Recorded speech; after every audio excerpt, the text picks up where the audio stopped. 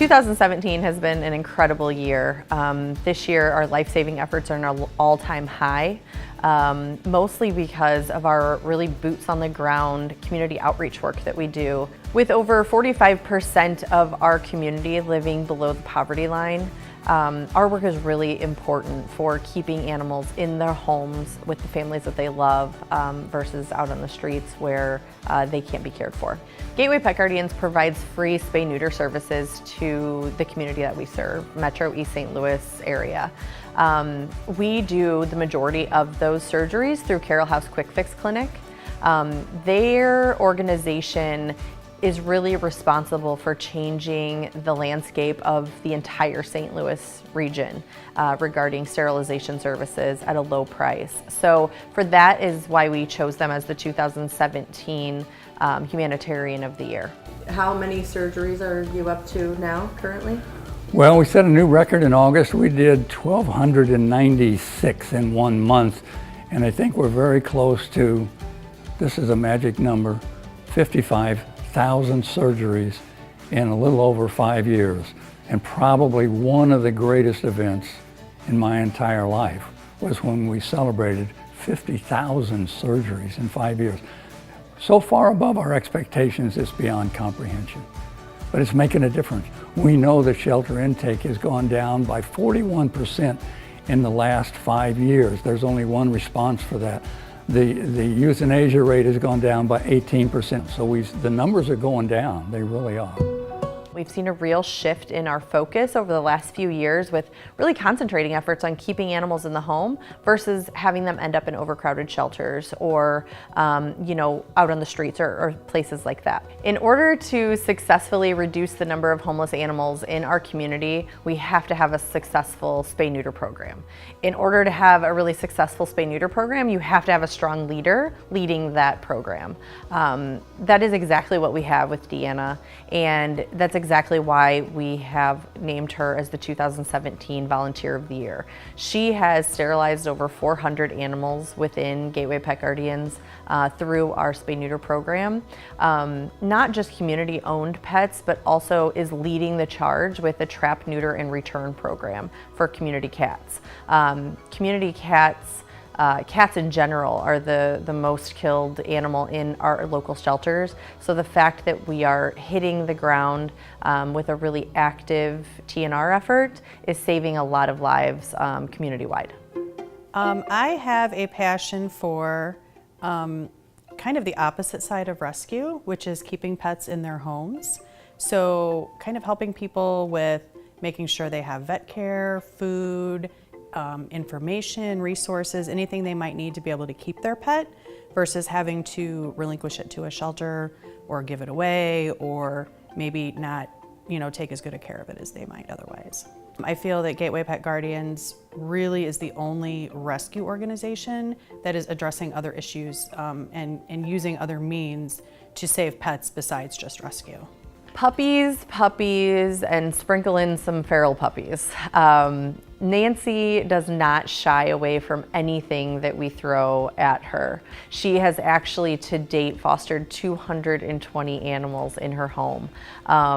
That's just incredible when you think about how many animals you have in your own home. And for that reason, we have chosen her for the 2017 Foster of the Year. I foster for Gateway Pet Guardians, whether it's puppies, adult dogs, dogs that were injured, sick, I will take them. I love that Gateway educates people about how to take better care of their dogs as part of our community outreach, because so many rescues just pull dogs off the street, and that really doesn't get to the root of the problem. If you educate people on what it takes to properly care for your dog and how to make sure that they are spayed, neutered, kept up to date on their shots, not running loose in the street where they could be injured, and allow these pets to stay in homes with people who love them is the most important thing. This recognition is long overdue. Julie Tristan is an incredible advocate for homeless animals in our community. There isn't a day that goes by that she is not publicizing, snuggling, walking, promoting adoption on video or radio or any of the means that she has to get the word out about about homeless animals and the work of Gateway Pet Guardians.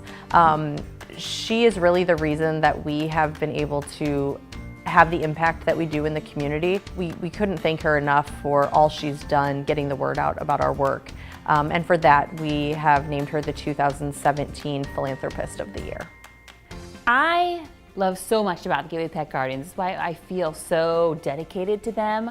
I think it is just so amazing not only how much Gateway helps dogs, but how much Gateway helps the community that they service. I mean, to go out and have a day of outreach where you give people a dog leash if they need, or give them a dog bowl, or give them food, or spay and neuter their dog for free. I mean, it's just, you have to teach the community how to take care of their dogs, and I love that Gateway makes that a big part of who they are. What is your most memorable GPG experience? Well, oh my God, so when PJ made me take all those dogs home. So I had 2 dogs. I was living in an apartment, and I do this story following PJ around with a photographer, and we're trying to tell the story of how she feeds the dogs in East St. Louis every single morning. The last spot we go to, it's right next to this burned down Church's Chicken. There's a ditch full of all just sorts of grossness and a big old mattress, and there were puppies and a mama dog living underneath this mattress. And PJ looks back at me in the camera all sad like, man, I wish we could take these dogs and we don't have any fosters. And I'm like, go get me one of those puppies, I'll take it right now. And then she convinced me, well, you can't take 1 puppy, you have to take 2 puppies. And then I said, okay, I'll take 2 puppies. And then you have 4 dogs in an apartment. And I'm like, this is not allowed, but okay.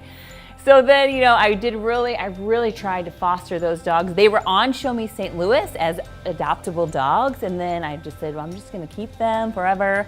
And so I ended up adopting 2 of those dogs from that litter. My mom has 1 dog from the litter, and we kept in touch with the other people who adopted those dogs, and we had a year-old birthday party, and we sent pictures to each other. So it was those dogs that just made me fall in love with Gateway forever.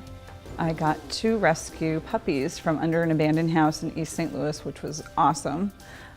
It was really eye-opening to see the conditions in which they lived.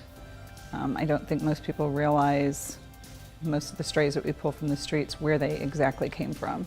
The way they cram themselves down under the floorboards, and you have to go in after them, it was an incredible first experience with Gateway. Do you have a favorite GPG rescued or community pet besides your own? I mean, I was just watching a video of Prince Charming. I mean, that was a dog that Gateway was so awesome to take such a chance on. He was kind of a difficult dog to get adopted, and we found a home for him. And then there was Fagin, which Fagin wasn't the easiest dog either, found the best family ever. And then you have Jelly and Ron, and now there's Chewy. So I mean, I can't pick one at all. It's just not fair. Probably the favorite rescued community pet is the one I have in my house now. I was picking up another dog for spay neuter and noticed this puppy running the streets. And along with some other outreach people, we tracked it to its home, where we found its mom and a sibling. We rescued this puppy with the blessing of the owner, and it's pretty feral. It lived on the streets, but within all of that, we were able to fix the mom, fix the sibling, and then fix another sibling that had already been given away to a family member. And a lot of good came out of just this one tiny little puppy who's now still at my house. How do you feel about receiving this honor? Very humbled, and also very touched. I know everyone always tries their best with Gateway, and each one of us thinks everyone else is doing so much more. For people to think that I'm actually making a difference and contributing is very humbling and very touching. I'm a little shocked because I do not really think of the work that I do as being that, I guess, recognizable. I mean, I'm shocked, but very appreciative that everyone sees how important this work is. What we like is credibility, and obviously an honor like this gives us credibility. And the more credibility we have, the better opportunity we have to get to those people who need us the most, who want to get this done, may not be able to quote unquote afford it. We can make sure that they can afford it. So we're an honor, truly one of the highest honors we've ever received, the Humanitarian Award from Gateway Pet Guardians, I don't think it gets much better than that. I mean, I just work with the best people around in the dog rescue industry, and so I'm honored that you want to give me this award, but I don't know, I want to share it with everybody that does way more than I do. Why do you personally feel drawn to animal welfare work? You bring tears to my eyes. I think, it's hard to answer this.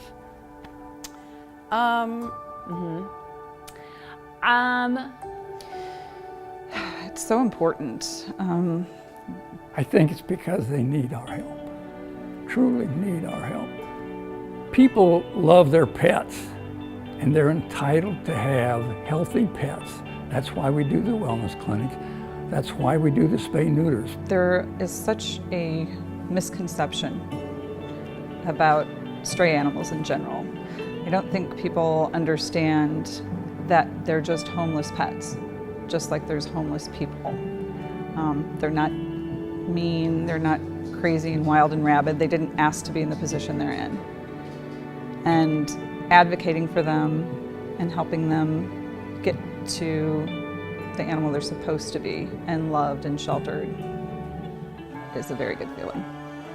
You know, on that one level where rescue dogs know that you rescued them, where dogs that are in a horrible situation by no fault of their own, this is a great, wonderful dog that is in this, you know, homeless or in a bad situation, or they just got left somewhere.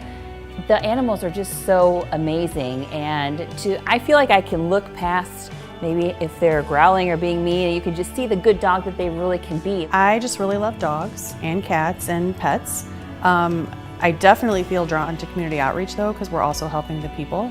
I think in the rescue community, people get a very bad rap, and that's not what I see every day in my work. With animal welfare, you get to watch a dog just grow from scared and worried to in a happy home. I just watched Prince Charming rolling around with a kid like he was trying to play a game with them, and like, I never thought Prince Charming could be with kids, and now he's got kid friends everywhere. So just that growth that a rescue dog can make, it's all worth it, and it's really cool to watch. There's a study done by the Veterinary School at University of Georgia, 40,000 pets, 10 years, proved that spay-neuter pets live 19% longer. So if you want to add 2 years to your pet's life, get it spay-neutered. And because of that, we'll also stop the pet overpopulation problem.